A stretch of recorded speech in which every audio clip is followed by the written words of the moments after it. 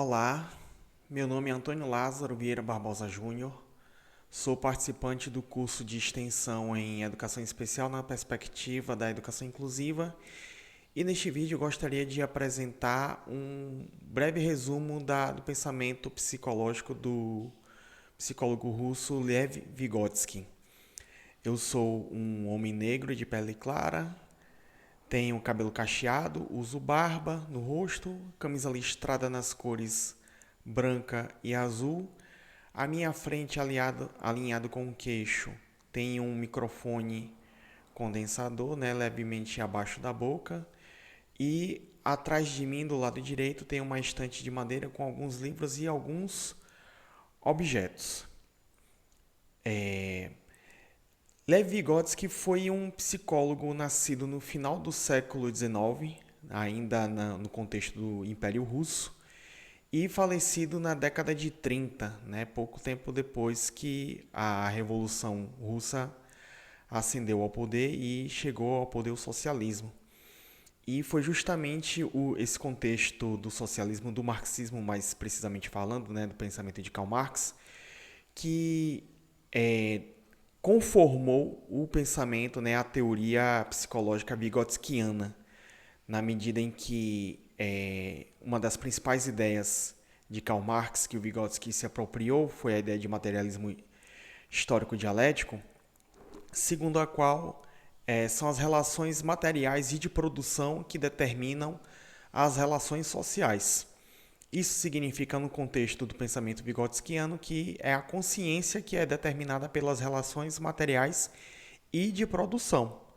Ou seja, diferentes contextos materiais, diferentes contextos sociais vão estar na base de diferentes desenvolvimentos, não apenas coletivos, mas a partir desses desenvolvimentos coletivos, os desenvolvimentos individuais. A psique individual vai se desenvolver de modo diferente, dependendo de onde esse indivíduo se encontra socialmente relacionado.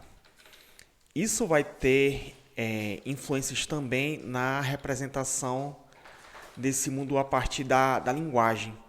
Vygotsky vai apontar que a linguagem vai ter papel fundamental não apenas como um meio de comunicação entre os seres humanos, mas também na representação do mundo. Ora, se as relações materiais vão determinar as relações sociais, dentro das relações sociais nós temos também as relações linguísticas, a produção de signos linguísticos, seja na modalidade verbal ou não, vai determinar também, vai influenciar no desenvolvimento da psique individual. Ora, além disso, vai haver também uma distinção no contexto do pensamento de Vygotsky, quando ele fala sobre a relação que nós temos com o mundo e com o outro. E a gente pode pensar essa relação em dois aspectos. Por um lado, nós temos na constituição da nossa psique, da nossa subjetividade, aquilo que Vygotsky vai chamar de representação semiótica. O que acontece? Nós, enquanto seres humanos, embora sejamos natureza, sejamos parte da natureza, nós não nos limitamos apenas ao que a natureza nos oferece. Nós a transformamos para as nossas finalidades, para a nossa sobrevivência, para o nosso estudo, para o nosso lazer, seja lá qual for a finalidade dessa transformação. Isto constitui a chamada mediação técnica. Só que o sentido que essas transformações técnicas que a gente faz na natureza, a partir do contexto material que a gente se encontra, depende do sentido, dependem do sentido que a gente atribui a essas transformações. E aí é que entra o que Vygotsky chamou de mediação semiótica. A partir dos diferentes signos que a gente produz ao longo da nossa existência, é que a gente vai conferir um sentido às coisas que a gente produz, que a gente desenvolve ao longo do nosso dia a dia. Se a gente pensar, por exemplo, na questão da nossa alimentação, diferentes grupos possuem diferentes formas de se alimentar, de selecionar, de preparar, de ingerir alimentos. E esses significados, esses hábitos alimentares são também simbolizados, também são representados a partir da linguagem. Não é à toa, por exemplo, que nós, brasileiros, estamos não apenas expostos ao arroz com feijão, mas acaba sendo muito importante essa alimentação para a gente, né? Por conta da linguagem, né? E das representações semióticas que a gente tem diante desse prato, né? Diante dessa refeição. Um outro aspecto em relação à linguagem que Vygotsky vai apontar diz respeito à Constituição, a nossa Constituição, que passa pela Constituição do outro, né? Pelo reconhecimento do outro. Nós só somos quem somos porque há né? Outros indivíduos, outras pessoas que, se relacionando com a gente, vão ter a sua visão, né? A sua perspectiva sobre nós mesmos.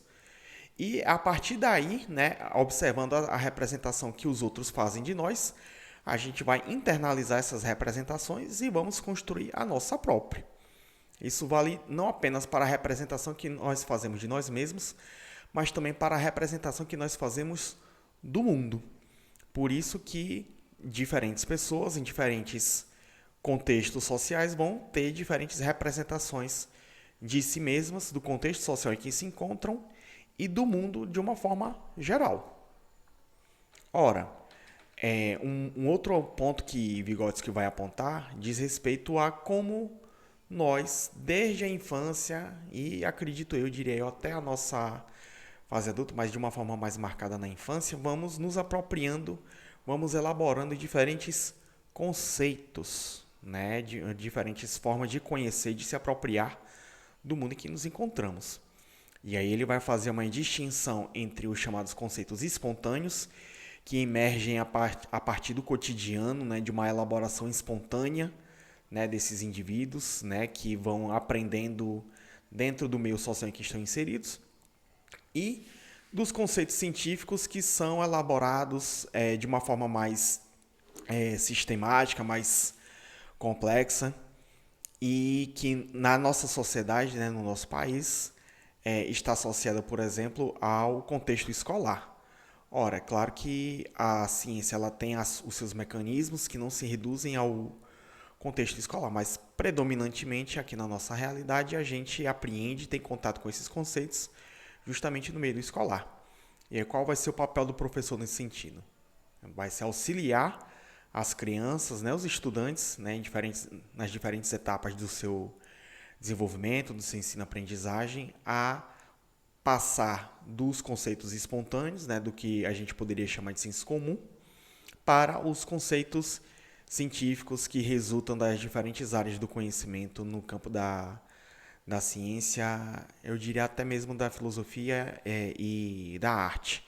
Se a gente pensar na arte também como um conjunto de regras que dependem de uma certa sistematização, um certo método, né?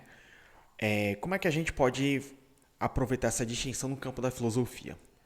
Platão, filósofo grego, discípulo de Sócrates, né, nascido em Atenas ali por volta do século IV, vai fazer uma distinção entre dois tipos de conhecimento.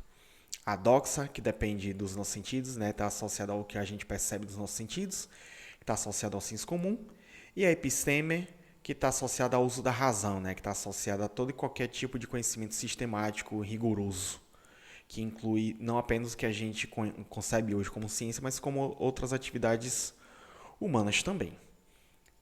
Se a gente for fazer um paralelo entre o pensamento de Platão e os conceitos de Vygotsky, a doxa estaria associada aos conceitos espontâneos, enquanto que a episteme estaria associada aos conceitos científicos.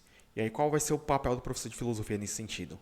Vai fazer a mediação, né, em sala de aula, chamando a atenção dos estudantes para questionarem os conceitos espontâneos que eles conhecem, constroem, agem, né, moda a sua ação no dia a dia, problematizá-los em direção ao conhecimento científico, né, a episteme. Né, o professor de filosofia vai incitar, estimular, provocar os estudantes a refletirem, a saírem desse senso comum em direção a um conhecimento mais rigoroso, mais metódico, mais abstrato e geral.